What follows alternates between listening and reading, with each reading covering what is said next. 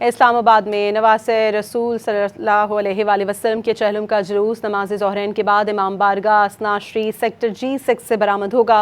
जुलूस की सिक्योरिटी के लिए क्या इंतजाम किए गए हैं, जानते हैं डॉन न्यूज़ के नुमाइंदे ताहिर नसीर से। जी ताहिर, कैसे इंतजाम देख रहे हैं जुलूस की सिक्योरिटी के? जी बिल्कुल, देखें चेलम हज़रत इमाम हुसैन अलैहिस्सलाम का मरकज़ी जुलूस इमाम बारगाह असना अशरा से नमाज ज़ोहरैन के बाद बरामद होगा।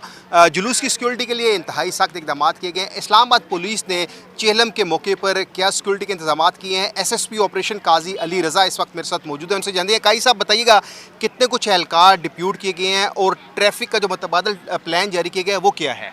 जी थैंक यू वेरी मच। जैसा कि आपने ख़ुद अपने इंट्रोडक्शन में बताया, आज चहलम का मरकज़ी जुलूस इमाम बारगाह G62 असना अशरी से बाद नमाज ज़ोहरैन बरामद होकर अपने रिवायती रास्तों से होता हुआ तकरीबन रात को 10 बजे वापस यहाँ पे विदिया होगा।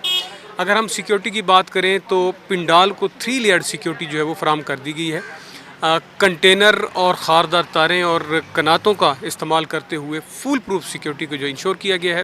3,500 एहलकार इस जुलूस की सिक्योरिटी के ऊपर तैनात किए गए हैं।